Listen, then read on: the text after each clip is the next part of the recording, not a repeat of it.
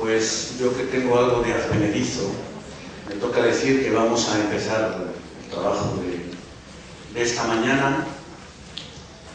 Y en primer lugar, pues presento con muchísimo gusto al profesor Santiago Guijarro Oporto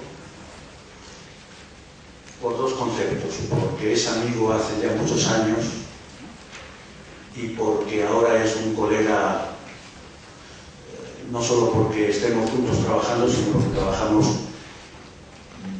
con afecto y yo creo también con alguna efectividad en lo que hacemos juntos. Él es nacido en Illescas, en la provincia de Toledo, sacerdote, pertenece a la Hermandad de Sacerdotes Operarios Diocesanos. Hizo, siendo casi un muchacho, su licenciatura en Filología Bíblica Trilingüe aquí en la Universidad Pontificia, posteriormente la licenciatura en Sagrada Escritura en el Pontificio Instituto Bíblico de Roma, finalmente el doctorado en Teología, especialidad Teología Bíblica también aquí en la Universidad Pontificia de Salamanca.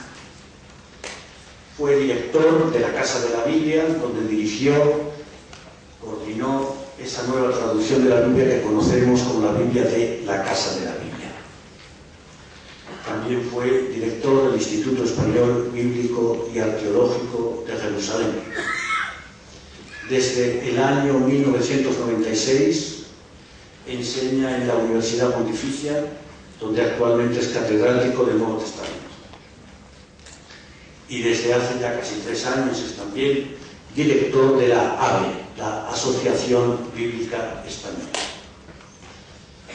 En su producción voy a prescindir de los artículos, aunque sé que esto se dice como pudiera parecer un tópico, pero son decenas de artículos muy cualificados, no solo en español, sino también muchos de ellos publicados en inglés en las mejores revistas internacionales.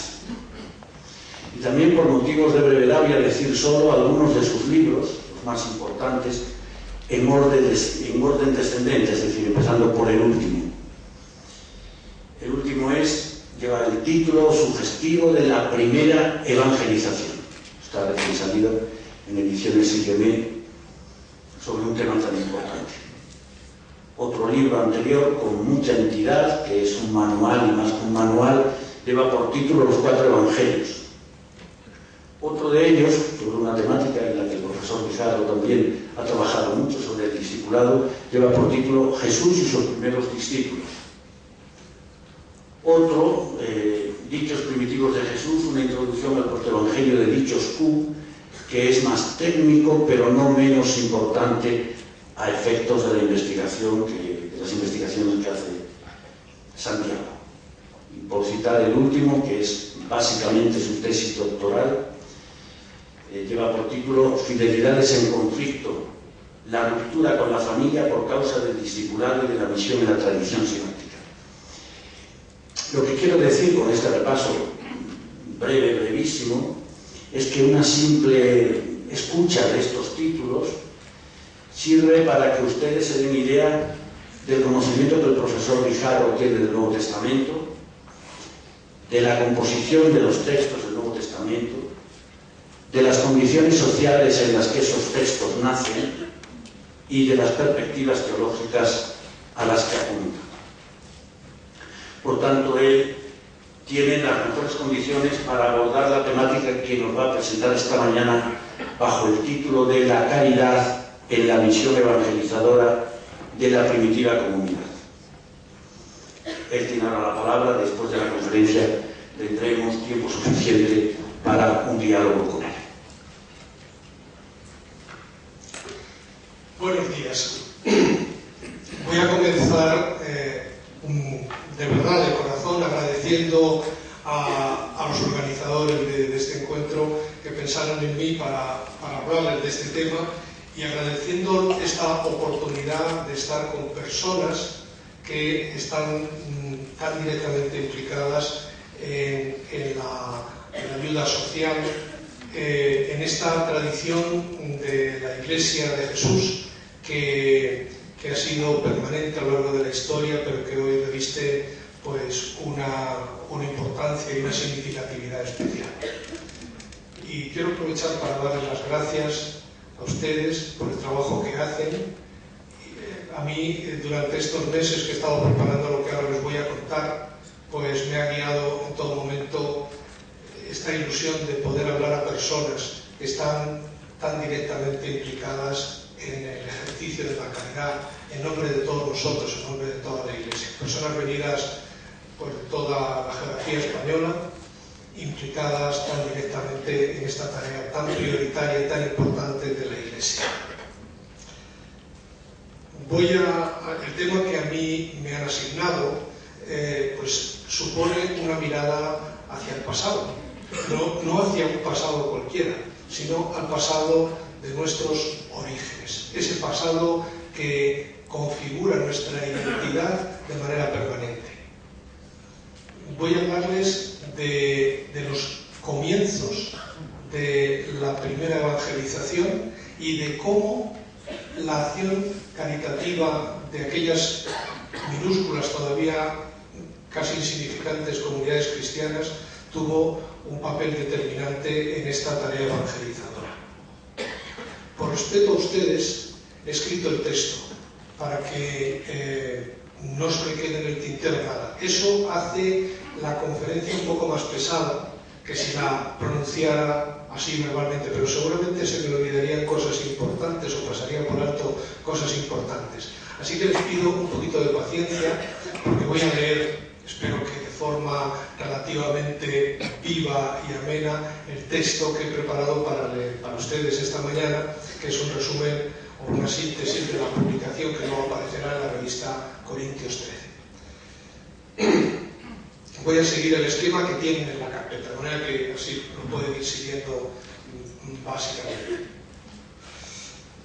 En los 3 años que duró su gobierno, del año 360 al 363 después de Cristo, el emperador Flavio Claudio Juliano, a quien la historia conocerá más tarde como Juliano el Apóstata, puso todo su empeño en restaurar la antigua religión helénica frente al creciente auge del cristianismo.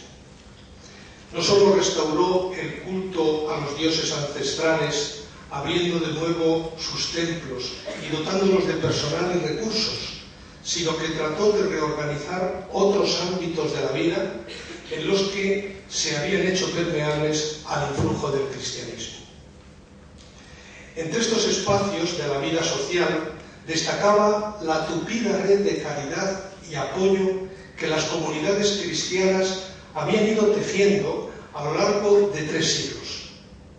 Juliano lo sabía, y por eso, en una carta fechada el año 362 y dirigida a Arsacio, sumo sacerdote de Galacia, después de constatar que su reforma no avanzaba con la celeridad que él habría deseado, se pregunta: ¿por qué no reconocemos que el ateísmo, esta es la palabra con la que él describía el cristianismo, ¿por qué no reconocemos que el ateísmo prospera debido a la ayuda a los extranjeros, su cuidado de las tumbas de los difuntos y la pretendida santidad de sus vidas? Creo que nosotros deberíamos practicar cada una de estas virtudes. Guiado por esta convicción, el César reformador intentó crear una red paralela para asistir a los pobres y desvalidos, y en la misma carta prescribe algunas medidas concretas. Dice así: en cada ciudad debes establecer suficientes posadas para que los extranjeros puedan gozar de nuestra ayuda, no solo para los nuestros, sino también para otros que estén necesitados de recursos. He hecho provisiones para que puedas hacerlo, pues he dado órdenes de que se asignen 30.000 modios de grano y 60.000 pintas de vino cada año para toda Galacia.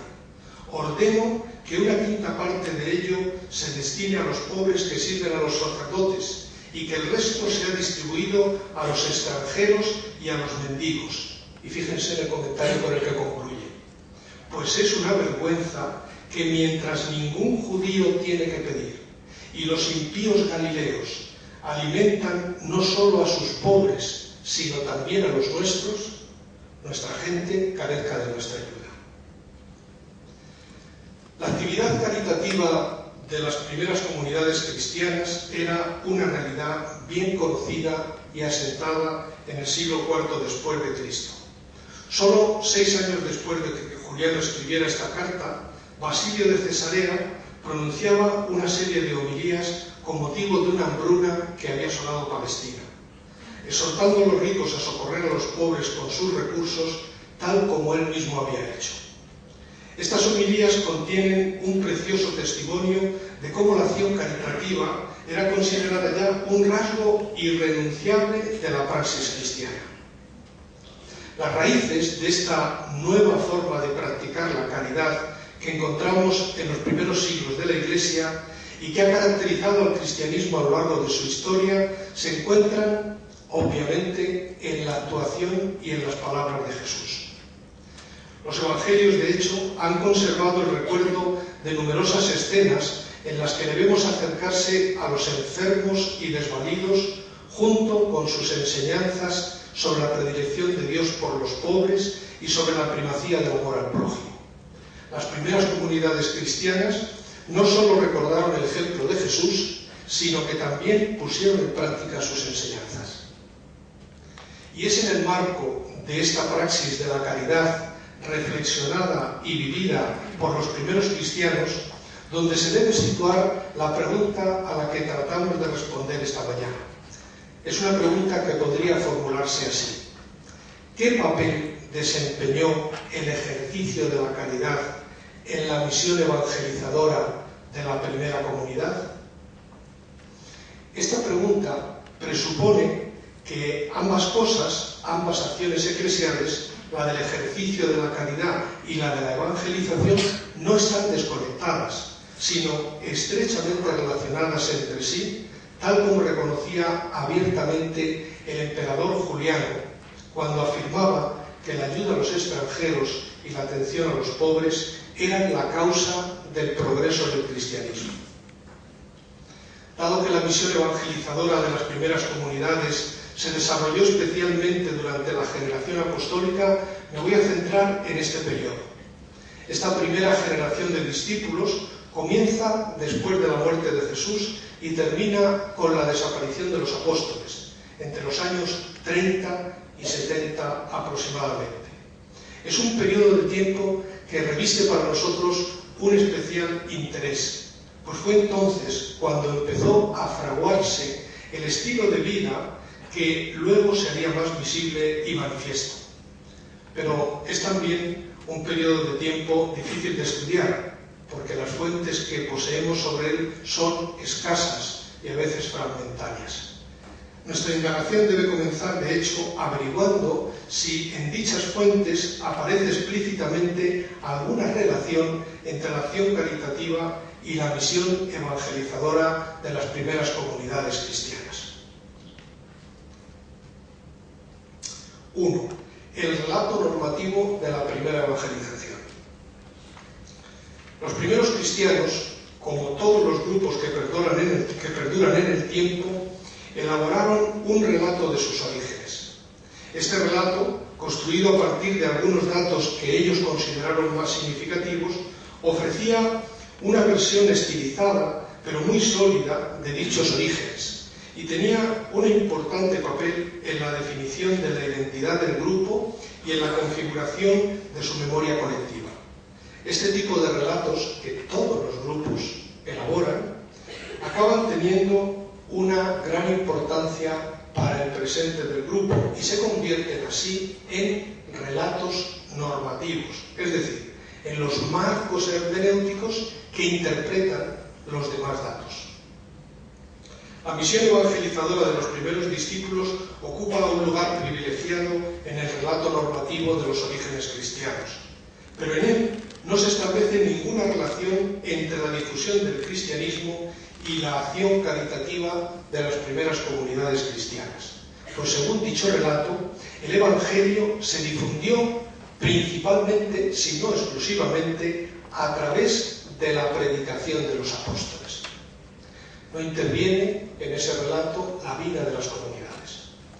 En el libro de los Hechos de los Apóstoles y en las cartas de San Pablo, que son nuestras principales fuentes para el conocimiento de la generación apostólica, tampoco se establece una relación explícita entre la caridad y la evangelización. En ellos únicamente se perciben atisbos, vestigios, posibilidades que necesitan ser situados en un marco hermenéutico adecuado para que revelen todo su sentido. Y este marco es, a mi modo de entender, el proceso de conversión. Aunque a primera vista el relato del libro de los Hechos y en cierto modo también las cartas de Pablo parecen presuponer que el anuncio del Evangelio operó en quienes lo escucharon un cambio súbito y radical, recuerden por ejemplo el comienzo del libro de los Hechos, el capítulo 2, la predicación de Pedro, después de la experiencia de Pentecostés, suscita la conversión de nada más y nada menos que 3.000 personas, solo con escuchar a Pedro. Esta es la impresión que se percibe cuando empezamos a leer el libro de los Hechos. Sin embargo, parece que la conversión fue entonces, como lo es hoy, un proceso más lento y más dilatado. Los estudios sobre el proceso de conversión nos han revelado que la adhesión a un nuevo movimiento religioso, las relaciones personales son más determinantes al comienzo que el mensaje que se predica. En un trabajo reciente he tratado de situar algunos datos en este nuevo marco hermenéutico, mostrando cómo las relaciones personales y la estructura comunitaria del cristianismo naciente tuvieron un papel decisivo en este proceso de conversión que caracteriza a los orígenes cristianos. Ahora quisiera continuar la indagación con ustedes mostrando cómo la acción caritativa de aquellas primeras comunidades determinó aquellas relaciones. Antes de hacerlo, sin embargo, me parece necesario identificar los rostros de la pobreza en el mundo antiguo y conocer qué formas de ayuda y de solidaridad se daban en aquella sociedad. Pues como afirma uno de los estudios pioneros sobre la caridad y la ayuda social en el mundo antiguo, la actividad filantrópica solo se puede entender si se enmarca en el ethos social del tiempo al que pertenece. Punto número 2. La pobreza y la ayuda social en el mundo antiguo. Fíjate qué gran mayoría son los pobres, exclamaba Séneca, escribiendo a su madre, que se hallaba exiliada en Córcega. Los pobres, la gran mayoría, eran una realidad omnipresente en el mundo antiguo, como el mismo Jesús recordó a sus discípulos cuando criticaban a la mujer que había comprado un perfume muy caro para ungirle. A los pobres, les dijo Jesús, los tenéis siempre entre vosotros. Pero, ¿qué significaba entonces ser pobre?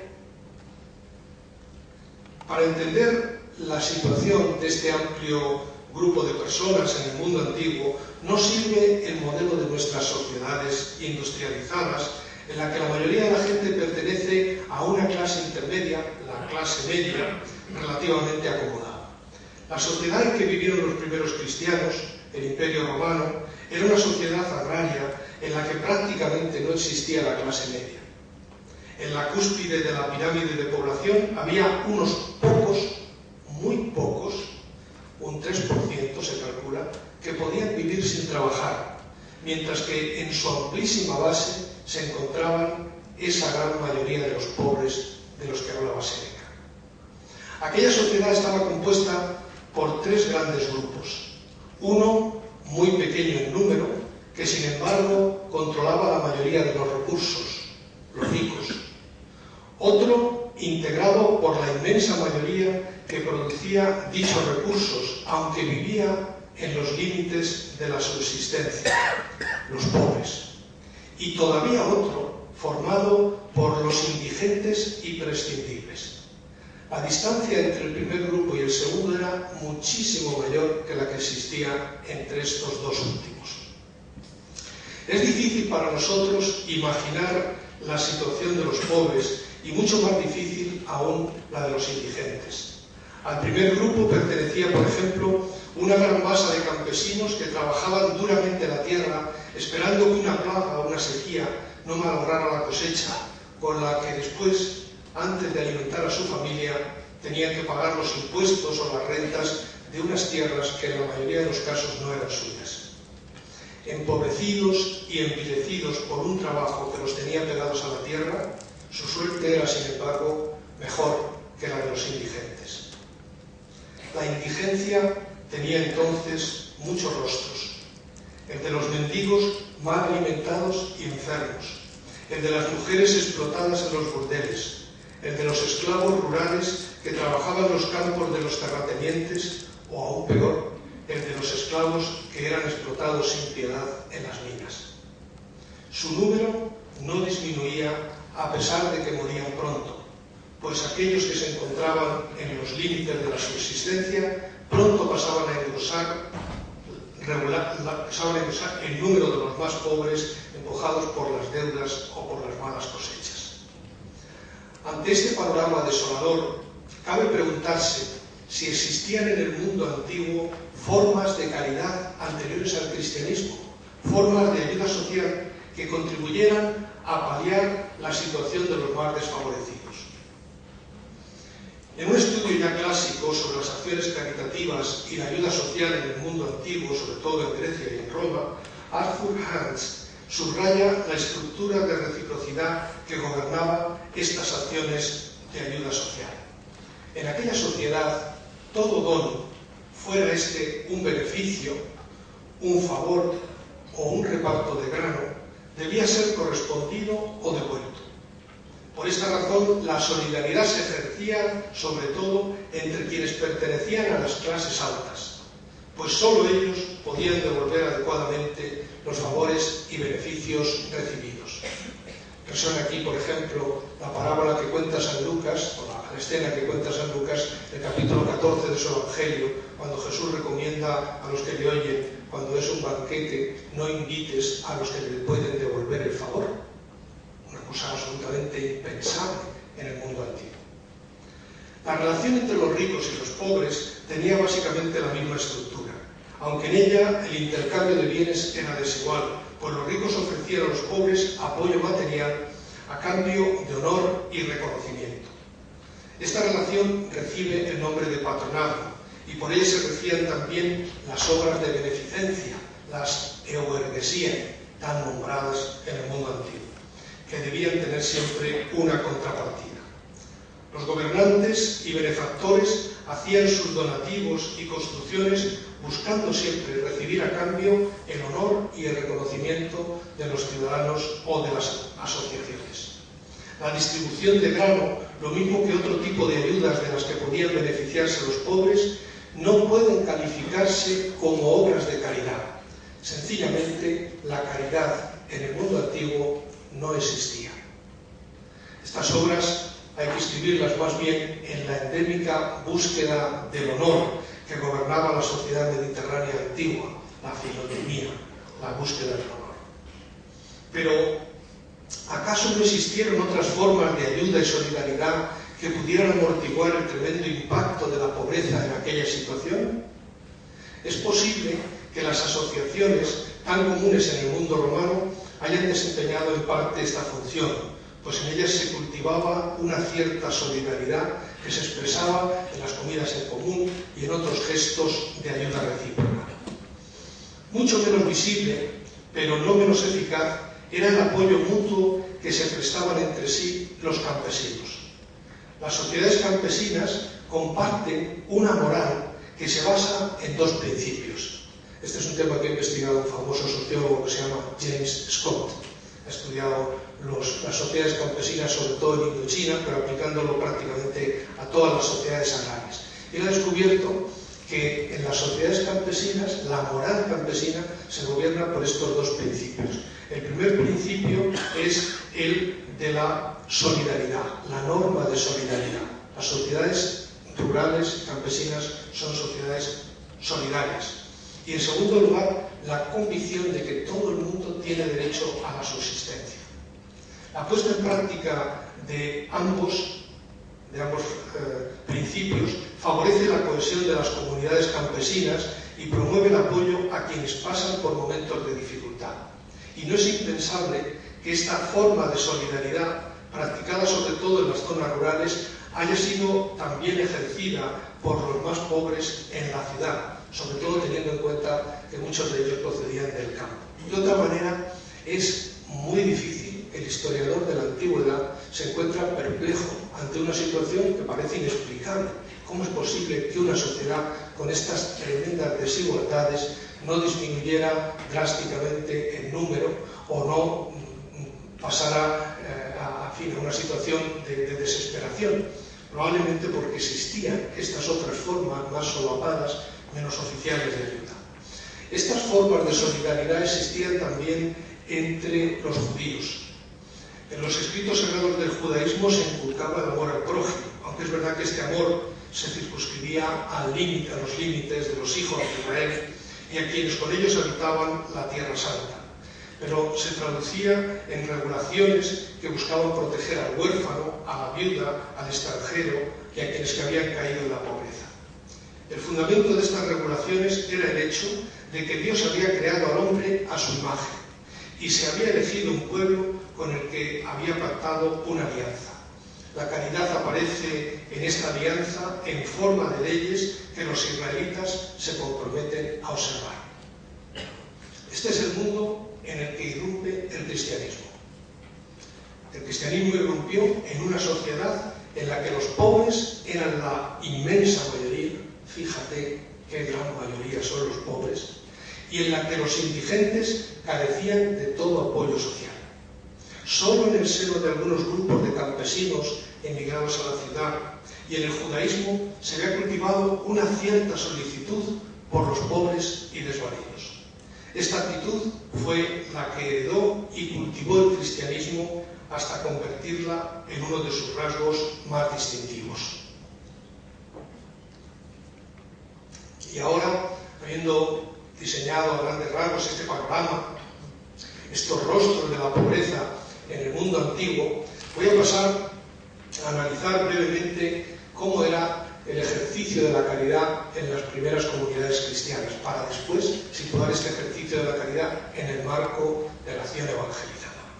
Así pues, punto número 3, el ejercicio de la caridad en las primeras comunidades.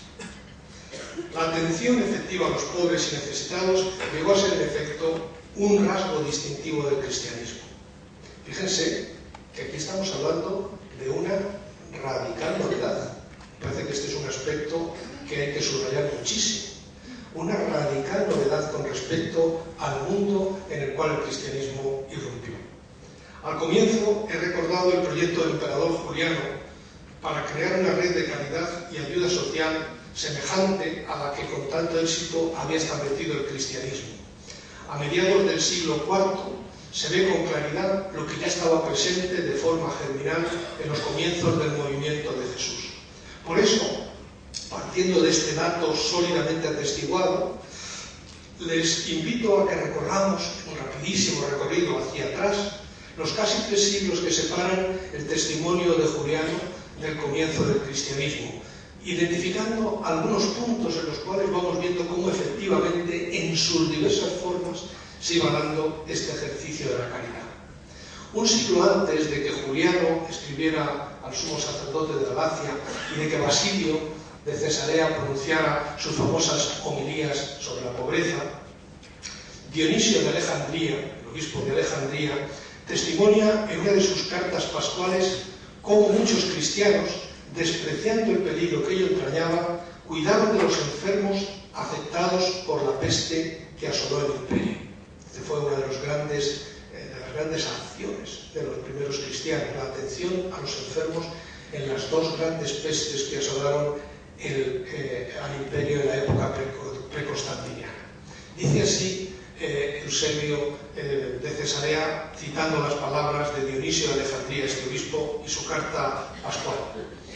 La mayoría de nuestros hermanos, por exceso de su amor y de su afecto fraterno, olvidándose de sí mismos y unidos unos con otros, visitaban sin precaución a los enfermos, les servían con abundancia, los cuidaban en Cristo y hasta morían contentísimos con ellos, contagiados por el mal de los otros, atrayendo sobre sí la enfermedad del prójimo y asumiendo voluntariamente sus dolores. En cambio, entre los paganos fue al contrario. Incluso abortaban a los que empezaban a enfermar y rehuían a los más queridos y arrojaban a moribundos a las calles y cadáveres insepultos en la basura, intentando evitar el contagio y compañía de la muerte. A finales del siglo II, vamos recorriendo hacia atrás, Tertuliano, en su Apología, nos ofrece un nuevo testimonio de la importancia que los cristianos daban a las obras de caridad. Dice así Tertuliano: cada uno aporta, si quiere y puede, una módica contribución mensual. ¿Les suena esto, verdad? Una módica contribución mensual o cuando lo estime oportuno. Nadie es obligado a pagar, sino que lo hace espontáneamente. Son como depósitos de piedad. No se hace el dispendio para comilonas, bebidas o francachetas, que es lo que hacían las asociaciones que existían en el mundo antiguo, gastar ese dinero que aportaban los socios para esas comidas en común, sino para dar de comer y sepultar a los necesitados, para socorrer a los niños y niñas desprovistos de bienes y de padres, lo mismo que a los sirvientes ancianos ya jubilados, y también a los náufragos. Y si algunos son condenados a las minas, a las islas o a las cárceles, a causa del grupo de Dios, se hacen acreedores del socorro de su confesión. Pero justamente esta operación de supremo amor se vuelve injuria contra nosotros por parte de algunos. Mira, dicen, cómo se aman unos a otros, mientras ellos se odian mutuamente. Y cómo están dispuestos a morir el uno por el otro, mientras ellos están más preparados a matarse entre sí. Unos años antes, a mediados del siglo II, el testimonio de Justino de Neápolis sitúa una colecta similar en el contexto de la celebración eucarística. Una bonita relación, ¿no? La vinculación entre la Eucaristía y la colecta, como las que hacemos nosotros en mi parroquia el domingo primero de cada mes para Cáritas. Los que tienen y quieren, cada uno según su libre determinación, da lo que bien le parece, y lo recogido se entrega al presidente, y él socorre con ello a huérfanos y viudas, a los que por enfermedad o por otra causa están necesitados, a los que están en las cárceles, a los forasteros de paso. En una palabra, él se constituye en provisor de cuantos se hallan en necesidad. No resulta difícil escuchar en estos testimonios un eco vivo de las palabras de Jesús recogidas en el Evangelio según San Mateo a finales del siglo I. Venid, benditos de mi Padre, recibid el reino preparado para vosotros desde la creación del mundo. Pues tuve hambre y me disteis de comer, tuve sed y me disteis de beber, fui forastero y me acogisteis, estuve desnudo y me vestisteis, estuve enfermo y me asististeis, estuve en la cárcel y vinisteis a verme. En verdad os digo que cada vez que hicisteis esto a uno de mis hermanos más pequeños, a mí me lo hicisteis. Hay, por tanto, una trayectoria de acciones de caridad y de atención a los pobres, de las que aquí yo solamente he citado unos poquísimos ejemplos. Ahora bien, los testimonios citados son todos ellos posteriores a la generación apostólica, que es el periodo de tiempo en que tuvo lugar una mayor actividad evangelizadora de la Iglesia. Cabe entonces preguntarse si es posible identificar esta misma actitud en las primeras comunidades cristianas. En las cartas de Pablo, que son nuestra principal fuente de información sobre esta época, hay varios pasajes que hablan sobre el estilo de vida propio de los discípulos de Jesús. Y en esos pasajes, lo mismo que en las demás tradiciones cristianas primitivas, el amor al prójimo ocupa siempre un lugar central. Uno de estos pasajes resulta especialmente relevante para responder a la pregunta que nos hemos planteado. Se encuentra al comienzo de la larga exhortación con que concluye la carta a los romanos. En esta exhortación hay una primera parte de carácter más general, es el capítulo 12 de la carta a los romanos. ¿Recordáis? El amor, no ser descuidados, en la atención, tal. El estilo peculiar de esta exhortación sugiere que se trata de una catequesis oral que Pablo ha recibido compuesto para la ocasión. Es una catequesis sobre el amor, sobre las obras del amor, que describe las actitudes y también las tareas que deben gobernar las relaciones entre los primeros discípulos y también posiblemente las que ellos tienen con los de fuera. Podemos concluir, sin entrar ahora en detalle en este texto que me parece especialmente importante, podemos concluir entonces que también las comunidades de la primera generación consideraron la acción caritativa y la atención a los necesitados un rasgo distintivo de su identidad como grupo. Una buena parte de los carismas y dones comunitarios característicos hacía visible y concreta esta identidad a través del consuelo a los afligidos, la generosidad para con los pobres, la solicitud hacia los que requerían cuidados y la alegría de poder ejercer la misericordia con los desvalidos. El distintivo de esta comunidad no era otro que el amor. El amor que se expresaba de diversas formas, tanto en la relación con los que pertenecían al grupo de los discípulos como con los de fuera. Y ahora, después de haber dibujado el marco en el que rompe el cristianismo y de haber mostrado cómo efectivamente las acciones caritativas, las acciones de ayuda social fueron una seña de identidad del cristianismo, ahora abordo el último punto en el cual intento mostrar cómo efectivamente esas acciones caritativas tuvieron un papel en la acción evangelizadora de la Iglesia. Para comprender el verdadero alcance de la práctica de la caridad en las primeras comunidades cristianas, hay que situar esta práctica en el contexto de las primeras comunidades cristianas, en el contexto de una sociedad atravesada por profundas desigualdades, una sociedad en la que solo algunos grupos urbanos marginales y las comunidades judías practicaban formas de reciprocidad que suponían un efectivo apoyo a los pobres y desvalidos en tiempos difíciles. En el naciente cristianismo, la motivación religiosa de estas prácticas se intensificó y se profundizó al tomar como referencia la praxis y las enseñanzas de Jesús. Puede decirse entonces que la práctica cristiana de la caridad no fue una innovación radical, pues tenía un antecedente en las prácticas solidarias de estos grupos. Sin embargo, tanto la nueva motivación como el lugar central que esta práctica tuvo en la actividad de Jesús hacen de ella algo realmente nuevo y explican la importancia que tuvo para las primeras comunidades cristianas. El influjo que tuvo la praxis de la caridad en la difusión del cristianismo se comprende mejor si podemos identificar los momentos en los que los no creyentes pudieron tener conocimiento o experiencia de esta praxis. Para ello hemos de recordar cuál era el proceso que se seguía normalmente en los primeros años del cristianismo y se sigue todavía, básicamente todavía, en la incorporación a la Iglesia. Había un primer momento que era el primer contacto, la primera vez que alguien se encontraba con un cristiano o que tenía acceso, conocía algo acerca de las comunidades cristianas, es lo que podemos llamar el primer anuncio. Ese primer anuncio, en algunos casos, era continuado o era seguido por un contacto habitual, preguntas, aclaraciones, quizá una invitación a la comunidad, alguna actividad, etc. Cuando se terminaba, cuando esas personas pues verdaderamente llegaban a conocer lo que el cristianismo proclamaba y su estilo de vida, venía después una instrucción más detallada, que normalmente era sellada con el bautismo, y finalmente los que eran bautizados se incorporaban plenamente a la Iglesia participando de la Eucaristía. Era más o menos el proceso que seguían, el proceso de conversión, de incorporación a las primeras comunidades.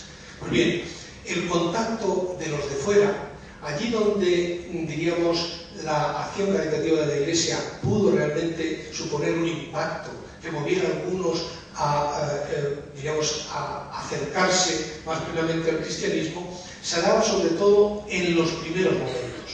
Es decir, en ese primer anuncio, primer contacto, en ese contacto continuado que venía después, que era un poco ambiguo porque realmente era un interés que todavía no suponía una aceptación para recibir una instrucción detallada, y mucho menos el bautismo. Bueno, quienes seguían este proceso de incorporación a la comunidad cristiana no solo tenían ocasión de conocer la praxis caritativa de las primeras comunidades, sino que ellos mismos podían experimentar lo que significaba ser acogidos, apoyados, consolados o socorridos en los momentos de dificultad. Esta experiencia era importante en todas las fases del proceso, como digo, pero sobre todo en las primeras.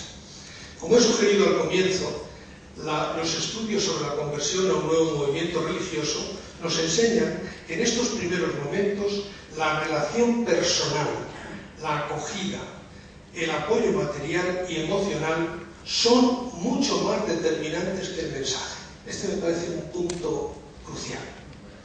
En la formulación habitual de la evangelización, del proceso de evangelización, se insiste sobre todo en el mensaje que hay que anunciar, y es muy importante, pero es evidente que en los primeros momentos de un proceso de conversión lo que más cuenta y lo que resulta más determinante son las relaciones personales. Y ahí es donde interviene el ejemplo de aquellas primeras comunidades cristianas que vivían lo que predicaban y que practicaban esta ayuda desinteresada. Si estos factores de acogida, de apoyo emocional, son decisivos en la sociedad actual, imagínense lo que sería en una sociedad que no tenía instituciones de apoyo y que no tenía un hábito de apoyo a las personas necesitadas. Algunas de las prácticas que emanaban de la vivencia del amor predicado por los primeros cristianos eran especialmente en aquella situación. Y aunque los textos antiguos solo las mencionan de paso, dando por supuesto que todo el mundo sabe a qué se refiere, nosotros ahora vamos a intentar recuperar algunas de estas prácticas que van a ver tienen mucha relación también con lo que nosotros hoy en nuestras estructuras de caridad estamos haciendo en la Iglesia. Y voy a enumerar brevemente 4 de ellas. La preocupación por los necesitados, las necesidades básicas, la atención a los enfermos, la acogida de los extranjeros y la asistencia a los encarcelados, que era también muy importante. Primero, la preocupación por los necesitados. La forma más común de ayuda social era la asistencia en las necesidades básicas, del sustento y del vestido. La frecuencia con que aparecen en los textos antiguos las noticias sobre distribuciones de grano y otros alimentos básicos, como el aceite y el vino, pone de manifiesto la endémica carencia del sustento básico en la sociedad antigua. Incluso en estos repartos se hacían proporcionalmente, de acuerdo con el nivel social, de manera que a los pobres siempre les llegaba mucho menos o nada. En este contexto es donde adquieren sentido pleno las invitaciones que hemos escuchado, por ejemplo, en la carta a los romanos: compartid las necesidades de los santos. O las palabras de Jesús en el juicio final: tuve hambre y me disteis de comer, tuve sed y me disteis de beber, estuve desnudo y me vestisteis. El interés con que se recordó en las primeras comunidades cristianas la escena de la multiplicación de los panes, recogida 6 veces en los 4 evangelios, tiene que ver probablemente con esta práctica de socorrer a los necesitados en sus carencias más básicas. Más aún, el hecho de que en dichas comunidades hubiera un ministerio específico para distribuir los donativos, del que habla San Pablo también en la carta a los romanos, el que distribuye con generosidad, evoca también la importancia de esta acción caritativa. La preocupación por los pobres se halla de hecho en las raíces de la misión paulina, pues el mismo Pablo recuerda que cuando se reunió en Jerusalén con Santiago, Pedro y Juan, buscando el reconocimiento de su misión a los gentiles, la única recomendación que le hicieron fue que se acordara de sus pobres. Esta preocupación le acompañó los años que duró su misión egea, como se deduce del interés y de las energías que dedicó a la colecta. En segundo lugar, la atención a los enfermos. Son solo pinceladas para educar estas acciones básicas de caridad, que, como digo, eran muy novedosas en el mundo antiguo. La situación de los enfermos en el mundo antiguo es difícilmente imaginable para nosotros. Las instituciones sanitarias eran prácticamente inexistentes. Los hospitales son una creación cristiana y solo unos pocos tenían acceso a los cuidados de los médicos. Más aún, Los enfermos eran una carga difícil de soportar y con frecuencia las familias sin recursos se desentendían de ellos.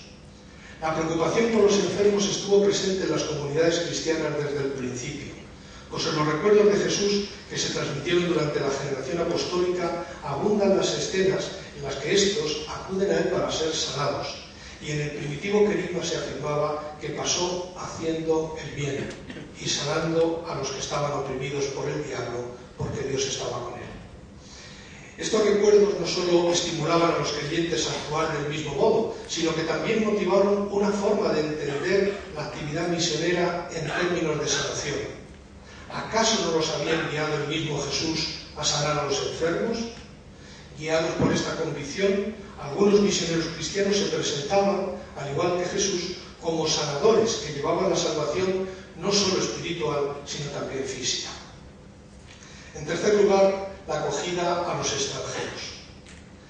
Dos situaciones comunes en el Imperio Romano hacían especialmente necesaria la hospitalidad. El primero era la movilidad de personas facilitada por un mar libre de piratas y por la red de calzadas romanas. La gente se movía muchísimo en el mundo antiguo. Sin embargo, había una notable falta de hostales que pudieran garantizar mínimamente la higiene y la seguridad. De tal manera que la mejor manera de viajar en el mundo antiguo y comenzar a instalarse en una ciudad era sin duda aceptar o buscar la hospitalidad de alguien que ya vivía en ella y con el cual se tenía algún tipo de relación. Este recurso a la hospitalidad fue ampliamente utilizado por los primeros misioneros cristianos, que de este modo pudieron ir de un sitio a otro, llevar las cartas, comunicaciones, noticias, etc. Pero en los textos cristianos primitivos encontramos también otras muchas referencias a la hospitalidad que reflejan la buena disposición para acoger a los inmigrantes que llegaban a la ciudad en busca de nuevas oportunidades o sencillamente a los que estaban de paso. Este pudo ser un modo privilegiado para entrar en contacto con personas conectadas con otras redes sociales. Cuando San Pablo les dice a los romanos perseguid la hospitalidad, les está invitando a salir al encuentro de los extranjeros, principalmente en Roma, que es un lugar donde mucha gente acudía.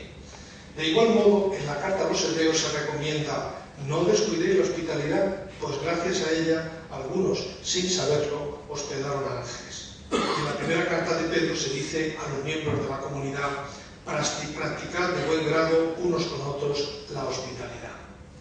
También en este caso, la actitud de las comunidades recordaba las palabras de Jesús: fui forastero, fui extranjero y me acogisteis. Y por último, la asistencia a los encarcelados. La situación de las cárceles en el mundo antiguo tampoco tiene nada que ver con la de hoy. Si el encarcelado no podía contar con algún apoyo externo, la condena a prisión equivalía prácticamente a una condena a muerte. Las cárceles eran lugares insalubres y los presos carecían de las atenciones más elementales en lo referente al aseo personal, al vestido o a la comida. Solo la atención de los familiares o amigos podía paliar un poco esta situación que convertía a los encarcelados en uno de los grupos más necesitados y desvalidos de la sociedad antigua. Quizá por ello, en el cristianismo naciente aparece con tanta insistencia la exhortación a asistir a los encarcelados. Entre las obras que identifican a quienes supieron reconocer a Jesús en los pobres, se incluye la de asistir a los encarcelados. Estuve en la cárcel y vinisteis a verme.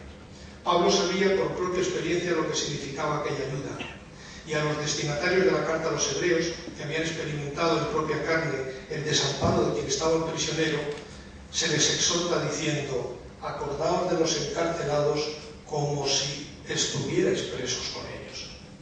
En los siglos posteriores, este tipo de exhortaciones, así como las noticias sobre la práctica de visitar y asistir a los presos, aparecen cada vez con más insistencia en los textos, hasta convertirse en una de las señas características de la identidad del cristianismo.